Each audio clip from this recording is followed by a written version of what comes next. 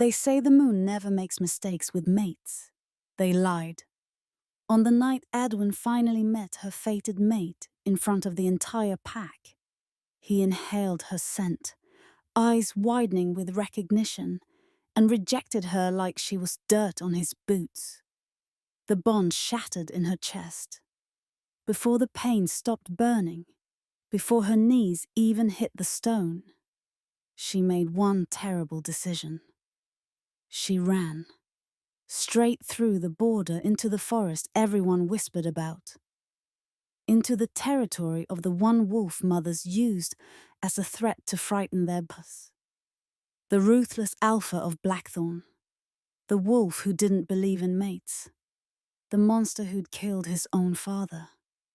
The one whose bite was said to kill humans instantly. So when his massive black wolf stepped out of the trees, eyes blazing gold as they locked onto the girl another alpha had thrown away, Edwin thought she was about to die. Instead, he did something worse. He threw back his head, howled to the storm, and claimed her. Before we follow a rejected she-wolf across the border and into the arms of a far more dangerous alpha, hit subscribe, tap like, and tell me in the comments, fated mate, if you'd run back to the one who hurt you, or ruthless alpha if you'd rather risk the monster who refuses to let you go. It helps more people find these stories. And by the end, you'll know exactly whose name you're typing. Edwin grew up on scraps of food, scraps of affection, scraps of belonging. Silverpine Pack called her Foundling. The nameless pup they'd discovered on the border during a fire, wrapped in smoke and blood, with no scent but ash. The alpha brought her home. The Luna gave her a cot in the servants' wing. Everyone else gave her reminders. You're lucky we kept you. You owe the pack. Remember where you came from. She did. All she really had was her healer's hands, her quiet corner in the infirmary, and Corin Gray. Future alpha. Golden hair, easy smile, the boy who'd shared crusts with her as a child, and secrets with her as a teenager. She'd always known better than to hope. The pack needed him to mate well. With a powerful she-wolf, a political match, a Luna fit for his crown. Not with the scruffy, scarred stray who smelled a little wrong. Still, sometimes, when he laughed in the infirmary doorway, or brought her wildflowers after patrol, her traitor heart wondered. The night of the choosing ended that fantasy forever. The full moon hung enormous over the stone circle, painting the gathered wolves in silver. Unmated girls stood in the center. Unmated males formed a ring around them. The elder's voice rose in the old words. Tonight, the goddess reveals what was written in our bones. Edwin almost didn't come. The Luna had pressed a simple white dress into her hands and said, "If the moon intends to ignore you, let her do it to your face." So here she was, barefoot, cold. Trying not to flinch as couples stepped forward, eyes glowing, mates finding each other with sharp, happy gasps. Then the elder called, "Corin Gray." The clearing hushed. Corin stepped into the circle, throat bared to the moon. His wolf sat just under his skin. His eyes glowed faintly as he inhaled, letting instinct guide him. He passed his gaze over the beauties, the warriors and the high-born daughters. And then his head snapped toward her. Their eyes locked. Heat ripped through her chest, fierce and right. The bond hit like lightning. She felt it, pure and undeniable. Mate. His lips parted. "Edwin," he breathed, sounding stunned. "You're..." He saw the girl standing next to her, Olwen. Perfect hair, perfect bloodline, ambitious parents watching from the edge. He saw the elders, the alpha, the whole pack. Everything he'd been told he owed them. Duty roared louder than the bond. His face closed. No! The single word rang out like a slap. He stepped back, shaking his head. No, His jaw clenched. I reject you, Adwin. I reject this bond. I reject you as my mate. The world went white around the edges. Something tore inside her chest. Not just emotion, but the bond itself, ripping loose, leaving raw nerves and open pain. She hit her knees. Voices blurred. Gasps. Whispers. Someone's cruel laugh. The elder sputtered. The alpha barked orders. Corin didn't move toward her. He just stood there, breathing hard, like he'd survived an attack instead of delivering one. They dragged her from the circle. The healer poured bitter tea down her throat, murmured, "It will fade. It always fades," and left her with a thin blanket and a chest that felt like shattered glass. Hours later, the Alpha and Luna came. "You're alive," the Alpha said, like he was disappointed about it. "You still have a place here," the Luna tried. "Pack is pack. We'll find you work. A role. One day, the moon may—" Adwin laughed, hoarse. "If the moon wanted me safe," she wondered, "she wouldn't have let him shatter me in front of everyone." The Alpha's eyes hardened. "Remember who took you in," he warned. "Walk away and you walk as a rogue. No one will protect you. Especially not across the border." Across the border. Blackthorn. Alaric Black. The ruthless Alpha. The monster villain in every cautionary tale. If Silverpine was polished stone, Blackthorn was jagged rock and shadow. They said its Alpha's wolf had gone feral once. They said he'd killed the old Alpha, his own father, to stop the slaughter. They said his bite killed humans. They said a lot of things. Adwin lay awake until the moon slid behind the trees. Then she packed a spare dress, a stolen knife. The little pouch of herbs the healer had silently pressed into her hand. She left the cot, the infirmary, the pack that called her lucky and meant owned. At the border stones, carved with warnings, she looked back once. At the only home she'd ever known. At the circle where she'd been broken. "If this was my mate," she whispered to the cold sky, "you can keep him." Then she stepped across the line, into Blackthorn. Silverpine's forest was familiar. Soft paths, cook fire smoke, distant laughter. Blackthorn's forest was none of that. Here the pines grew tall and close, their branches strangling the moonlight until it fell to the ground in scraps. Mist crawled around the roots, hiding holes in slick stones. Every rustle made the hair on her arms stand up. The air smelled sharper somehow. Rain on iron, cold rock, wild wolf. It said, "You don't belong." Her legs burned. Her chest ached with the leftover wound of rejection. She kept walking. Anything was better than waiting to be pitied in Silverpine. When she finally stumbled into a small clearing, she dropped her satchel and tilted her face to the thin slice of moon. "All right," she told it. "You win, no mate, no pack, no plan." Her voice cracked. "Just—" She swallowed. "If I die, do me one favor." The wind sifted through the needled branches. "Don't let it be crawling back," she whispered. "I'd rather it be here." The forest went still. Then the wind shifted. A new scent rolled over her. Ash, pine, ozone, power. Every instinct screamed. She turned slowly. 2 points of gold burned in the dark.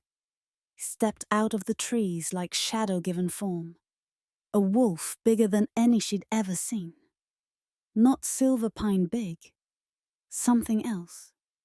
His fur ate the light. His shoulders were broad as a door. His eyes, gold-ringed in ice blue, locked onto her and didn't waver.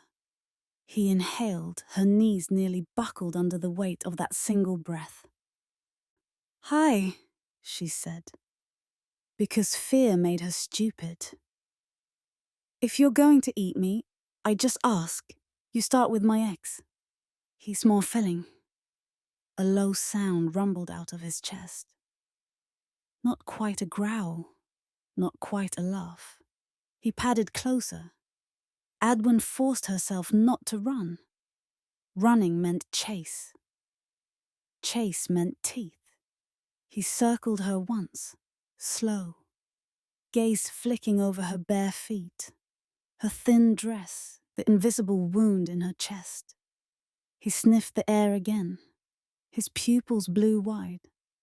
Every line of his massive body went tight. He lowered his head, nostrils hovering over the scar above her heart. Her breath hitched. He growled. Furious, not at her, but at something only he could smell. The broken bond, the pain, the way Silverpine had sent her out here bleeding on the inside. He lifted his head. They stared at each other. Adwin whispered, "You smell angry." His ears flicked. He huffed. Then he threw his head back and howled.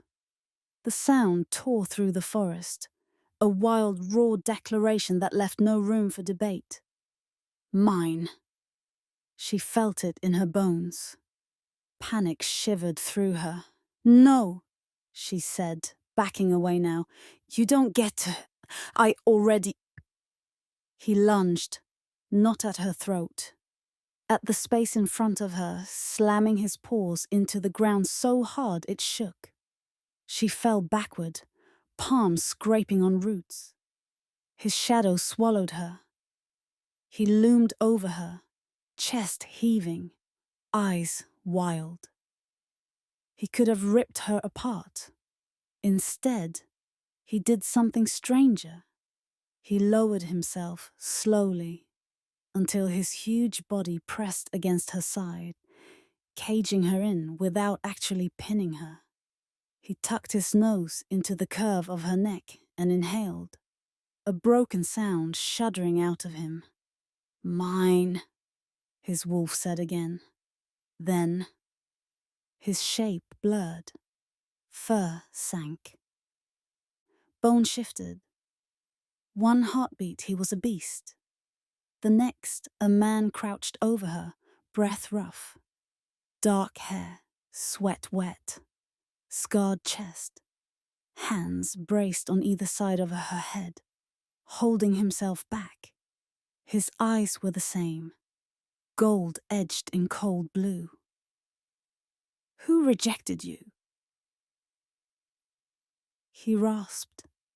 His voice was smoke and gravel. "What?" She breathed. He bared his teeth, not at her, at the memory, and leaned closer. "Who," he repeated softly, "dared to throw you away?" "Corin Gray," she whispered. "Silverpine's future alpha." His jaw clenched. "Of course," he muttered. He studied her like she was a puzzle and a threat and something he couldn't stop wanting to touch.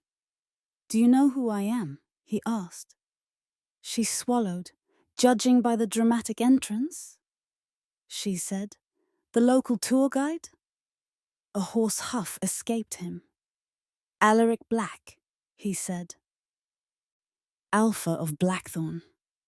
The monster, right on top of her. "Right," she breathed. "Obviously." "You crossed my borders, he said, bleeding a broken bond all over my forest. "I didn't exactly plan it." She shot back weakly. His gaze darkened at the word broken. "The moon gave you to a boy too weak to keep you, Sita," he said. "She doesn't get a second chance to waste you." His fingers wrapped around her wrist, strong and unbreakable. "You ran from your fated mate, Adwin of Nowhere," he murmured. He leaned closer. "Congratulations," he said. "You've just been claimed by a wolf far more ruthless." Blackthorn's fortress rose straight out of the mountain, stone and iron, narrow windows, watchful towers. As Alaric led her through the gates, wolves on the walls leaned over the battlements to stare. "Stray?" one called. "Snack?" Another joked, until Alaric's eyes cut to him. The warrior shut up fast. Inside, the fortress was all thick beams, worn rugs, and the faint scent of steel and pine smoke. He didn't drag her. He didn't need to. His presence pulled like gravity. They stopped in a map-lined hall. A woman waited there. Dark braid, quick eyes, the easy confidence of someone used to giving orders. "Where were you?" she demanded. "Patrol said you—" She saw Adwin, "And you brought home a stray," she finished. "Of course."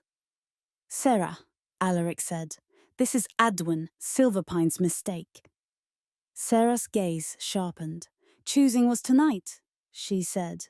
"Gray's boy?" "He rejected a mate," Alaric said flatly. "Sent her into my forest to die." Sarah hissed under her breath. "To die or to be someone else's problem," she said. Alaric's jaw flexed. "She's a staying," he said. "Ward a room. Strong." "Guest?" Sarah asked. His eyes flicked to Adwin. "Guest," he said after a beat. "Who's not allowed near the cliff path, the border, or anything with claws larger than her hand?" Sarah smirked. "So, prisoner," she translated. "Got it. This way, sweetheart." Adwin dug her heels in. "I'm not staying," she told him. "Silverpine may not want me, but that doesn't mean I belong to you." The air tightened. Alaric stepped closer, eyes burning. "You crossed into my territory," he said softly. "That makes you my responsibility." "Your problem, you mean?" she said. His mouth twitched, almost a smile. "Same thing," he murmured. "You want to run? Fine. Run in here. At least if I lose control, the walls slow me down." The words shouldn't have comforted her. They did, a little. Sarah's hand brushed her arm. "Come on," the beta said, tone gentler now. "He bites, but he doesn't yet." Hours later, in the small room Sarah warded with glowing symbols, Adwin sat on a strange bed and listened to the fortress breathe. Above, footsteps. Below, laughter. Farther away, a restless pacing she felt in her bones, more than heard. Alaric. She laid down fully dressed.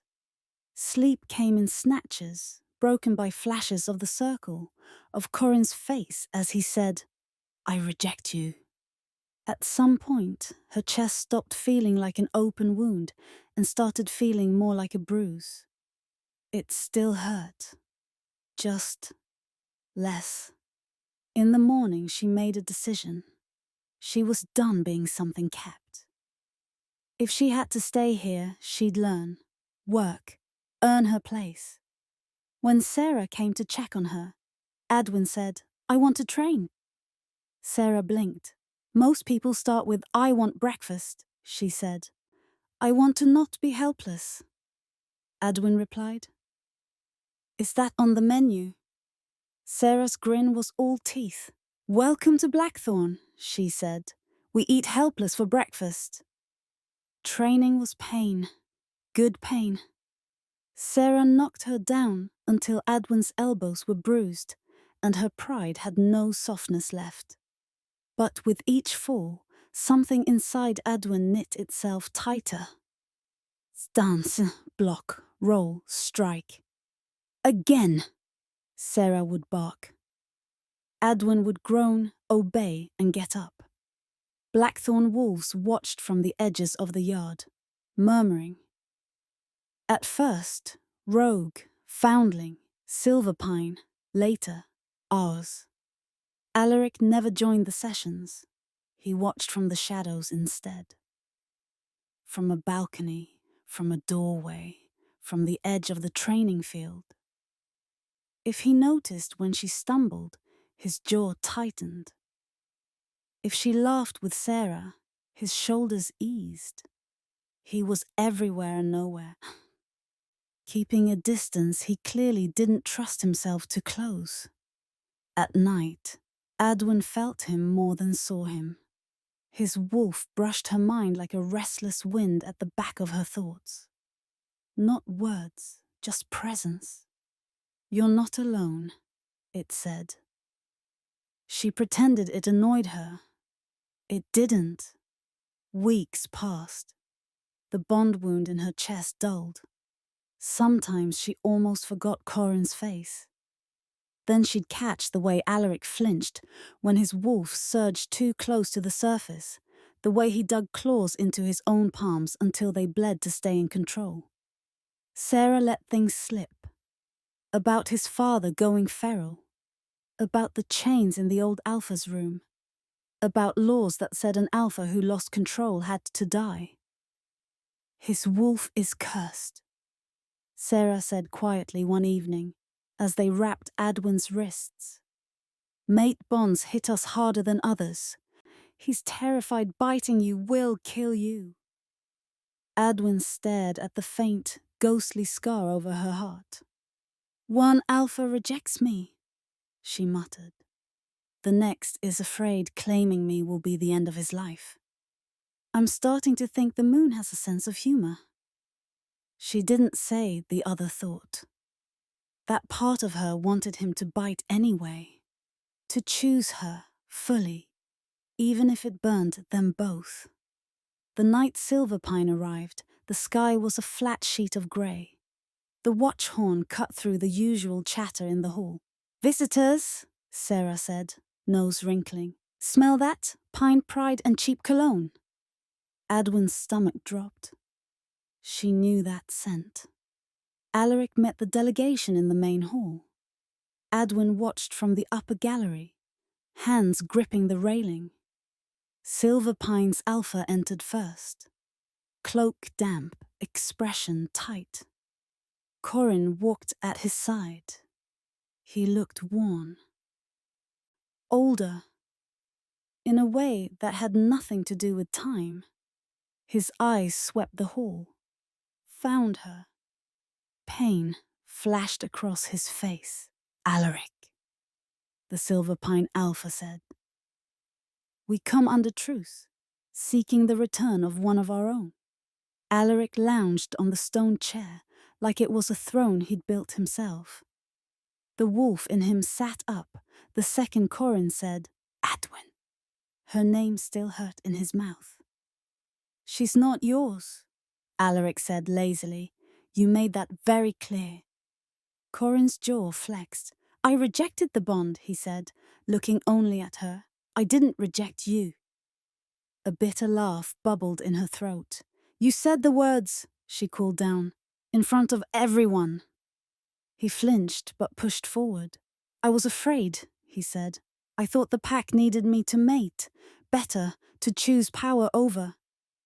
His gaze flicked over her thin frame, the training bruises. over someone with no past, no name, no political value. Honesty. Too late. I woke up every day after wishing I'd chosen you. He finished quietly. The hall murmured. Sarah snorted softly. Alaric's eyes went murderous. Then why bring fighters to my gate? Alaric asked, voice gone cold. If you wanted to beg, you could have come alone. Silverpine's warriors shifted uneasily. The Alpha stepped in. We thought you might keep her against her will, he said. Alaric barked a humorless laugh. You threw a bond into the woods, and now claim you're worried about her will? He asked. Impressive. Even for you, Grey. He stood. Power rolled off him, thick as smoke. This isn't your hall. She isn't your Luna. He said, You don't get to demand anything here. Then let her speak. Corin said, desperate now. Adwin, please come home. You don't belong with them. Every eye turned up to her. The girl nobody had seen until she broke. The one who'd crossed into a monster's den and somehow still breathed. Her heart pounded. She thought of the stone circle, of gasps and whispers, and the feel of the ground slamming into her knees. She thought of Blackthorn's training yard, of Sarah's barked corrections, of pups watching her with wide eyes and pride. She thought of Alaric's wolf pressing his head into her chest in the forest, shaking with the effort of not biting. No, she said simply. Corin flinched as if she'd struck him. You don't want redemption, she added, voice steadying. You want to undo what you did in front of witnesses. That's not love. That's ego. He shook his head. I was wrong, he insisted. I can fix it. The moon will... The moon already chose twice, she said. You once, him once. She looked down at Alaric. At least he didn't throw the gift in the dirt. Silence. Alaric's wolf preened. Silverpine's Alpha inhaled sharply. This isn't over, he warned. Alaric smiled, all teeth. For your sake, he said softly. Make sure it is. They left with narrowed eyes and wounded pride. The moment the gate shut behind them, Adwin's legs turned to water. She sank onto the gallery bench, shaking. A shadow fell over her. Alaric. He didn't touch her. He just stood there, shoulder almost brushing hers. You're shaking, Tay, he observed gruffly. Publicly rejecting someone is harder than it looks. She managed. He huffed. You weren't the one who did the rejecting, he said. I was tonight, she replied. His gaze softened. Good, he said. He deserved it. She looked over at him. So did I, she said quietly. For what? He asked. For choosing someone who never really saw me, she said. For waiting for him to change. She drew a breath. I'm done waiting, she added. The bond between them thrummed. His wolf leaned forward. Adwin, he said slowly. If you're about to make a terrible decision, I should warn you. I'm very bad at being noble. She smiled, small and fierce. Good, she said. I've had enough noble men to last a lifetime. The storm rolled in 2 nights later. Thunder shook the mountain. Lightning lit the valley in harsh white flashes. Blackthorn wolves paced. Magic and tension made the air taste metallic. Adwin couldn't sleep. She ended up in the training yard, letting the rain plaster her hair to her face as she swung a practice blade at empty air. The door slammed. Alaric stalked in. half shifted, eyes too bright, claws threatening under his nails, breath rough. Inside, he growled. Storm nights are bad. For you or for the pack? She asked. Yes, he snapped. She set the blade aside. His scent was a snarl of fear, desire, and barely leashed violence. How long have you been holding your wolf back? She asked softly. He laughed. Humorless. Since the first time I saw my father lose to his, he said. Since I killed him before he ripped out my mother's throat. He stepped closer. The curse in my blood, he said, means mates drive us mad, fast, brutal. We're supposed to either reject them or claim them and die with them. And you? She asked. I tried to do neither, he said. I tried to hold you at arm's length and pretend that would save you. His gaze dropped to her throat. She could feel her pulse hammer there.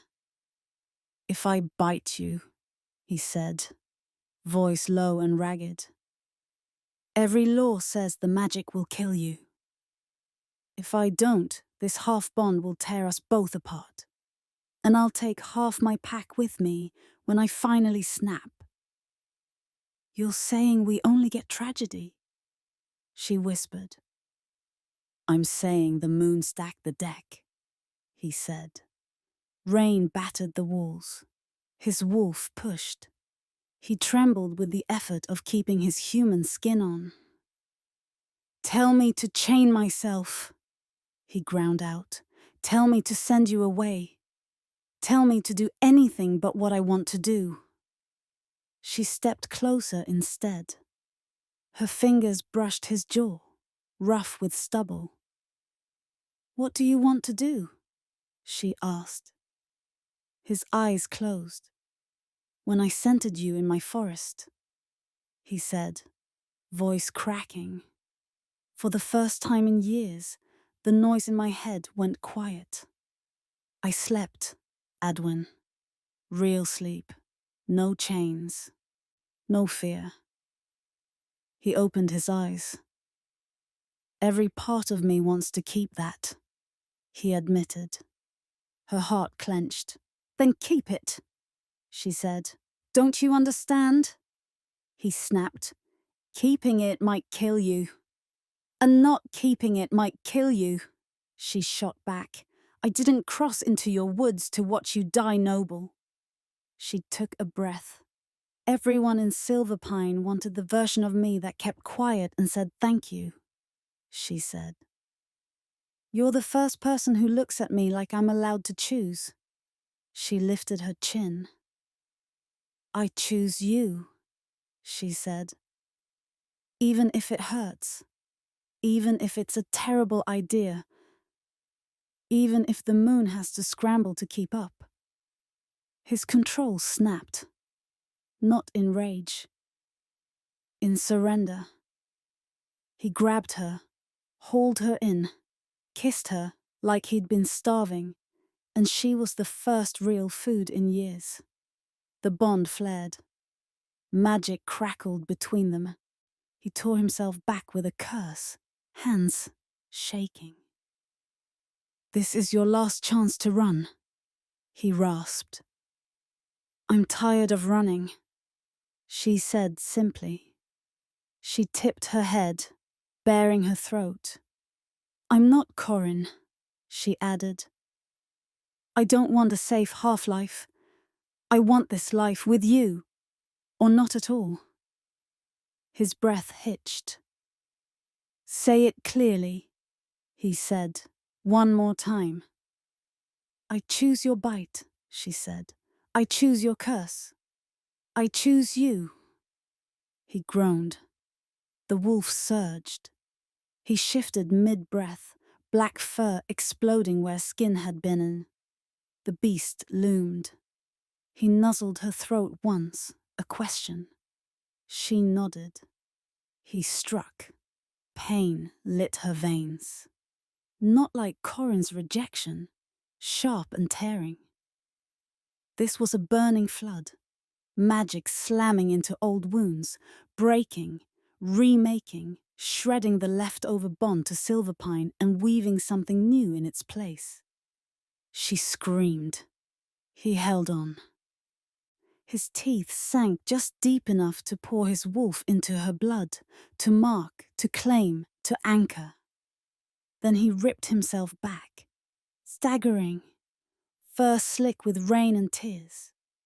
Adwin collapsed to her knees, hands clamped over the bite.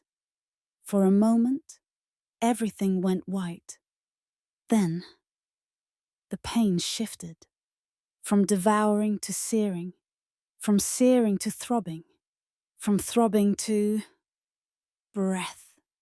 She inhaled. Her heart stuttered, then steadied.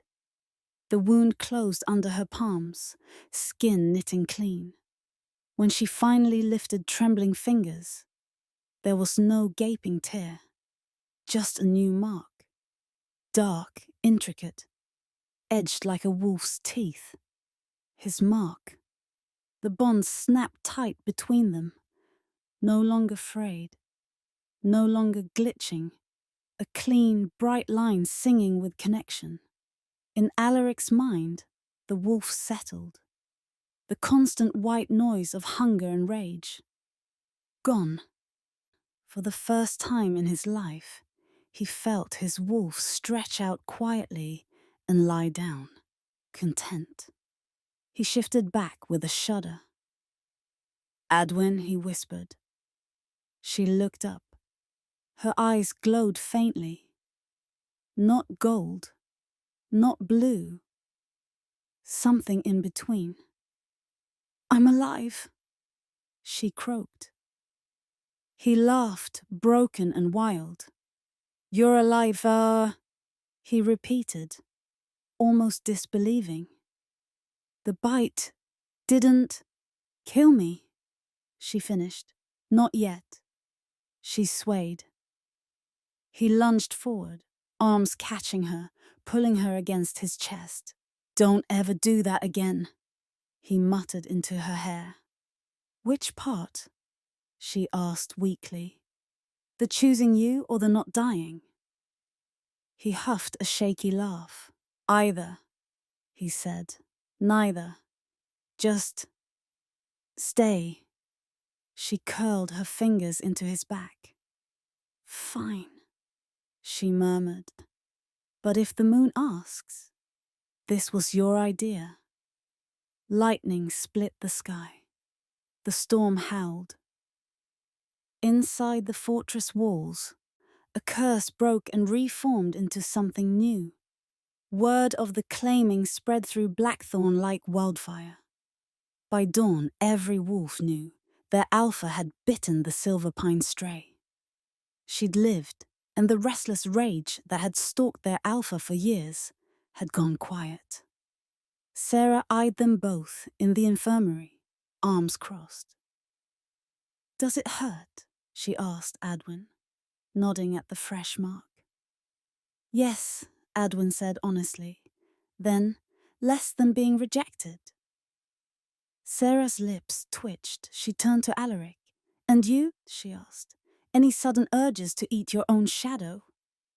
He closed his eyes briefly, testing. The wolf shifted inside him, alert, but not clawing.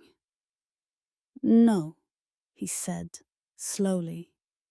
"He's come." Sarah let out a breath she'd been holding for years. "Well," she said briskly, "looks like we've accidentally fixed a curse. Someone write that down." I'm not explaining it twice. The reprieve didn't last long. 3 days later, Silverpine returned. This time not with a small delegation, with an armed party. "Of course," Sarah muttered, as the horns blared. "They always come back when you get your life together." The battle was ugly. Storm-swollen rivers, slippery stone, claws and steel. Alaric fought like the monster they said he was. Fast, ruthless, efficient. Adwin fought too, not on the front line, but where it mattered. When a silver pine wolf broke through and charged for the tower where blackthorn pups hid, she intercepted him without thinking. They crashed hard. His teeth sank into her shoulder. Blood sprayed. She screamed, but not in pure terror. In fury, Alaric's wolf spun, snapping the neck of the wolf he'd been fighting, eyes locking on her. The bond between them flared red hot. He was at her side in 3 strides, a black blur cutting down the attacker with a snarl. He planted himself over her, teeth bared at anyone foolish enough to come near. She pressed her hand to the bite in her shoulder. Blood leaked between her fingers, but she felt the magic there already. The echo of his earlier mark, the bond knitting her back together. "I've got you," he growled, voice half wolf, half man. "I know," she gasped, strangling a laugh. "Don't ruin your reputation by sounding soft." Silver Pine broke first. Blackthorn's home advantage and Alaric's fury turned the tide fast. By the time the sun clawed through the clouds, the invaders were either dead, driven out, or on their knees. Corin was among the captured, bloodied, bruised, breathing hard. They dragged him to the courtyard. He looked from Alaric's bare chest, streaked with blood, to Adwen, bandaged but standing at his side as to the mark on her neck. His face crumpled. "The bite should have killed you," he said hoarsely. "It tried." Adwin had. "I was too stubborn." Alaric's arm slid around her waist, casual and possessive. "Your pack's cruelty made a mess of the bond," he told Corin. "We cleaned it up. You're welcome." Corin swallowed. "I came to save you," he told Adwinair. "Even now, even after everything." She shook her head. "You came to save face," she said, "but thank you for the war." It made things very clear. She stepped forward, just out of Alaric's grip. "Listen carefully," she said, voice carrying across the courtyard. "Being rejected nearly killed me. Being claimed without a choice would have too. The only reason I'm still breathing is because I saw for once someone asked what I wanted." She turned so the gathered packs could see the mark on her neck. "I chose this," she said. "I chose him. And somehow, the moon listened." Her gaze returned to Corin. "You were my first heartbreak," she said. "You don't get to be my last." He lowered his head. "I'm sorry," he whispered. "For all of it." She believed him. She also knew it didn't change anything. "Then live better," she said.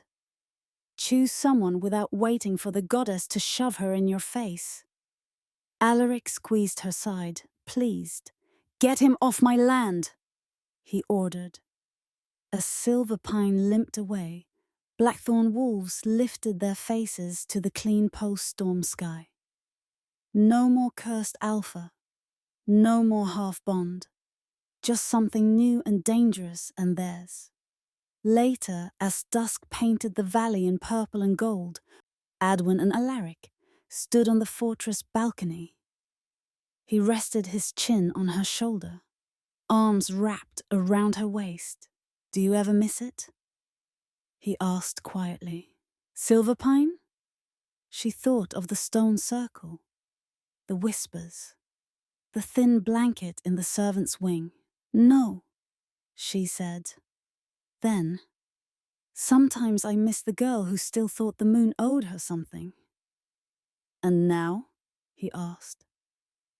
Now I think she gave up after the first disaster, Adwin said dryly. She reached up, tracing the mark on her neck. And you, she added. Do you still think you're cursed? He considered.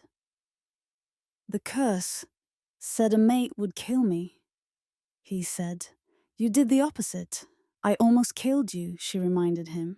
Worth it, he said. She elbowed him lightly. Ruthless, she accused. He smiled into her skin. Rejected, he countered.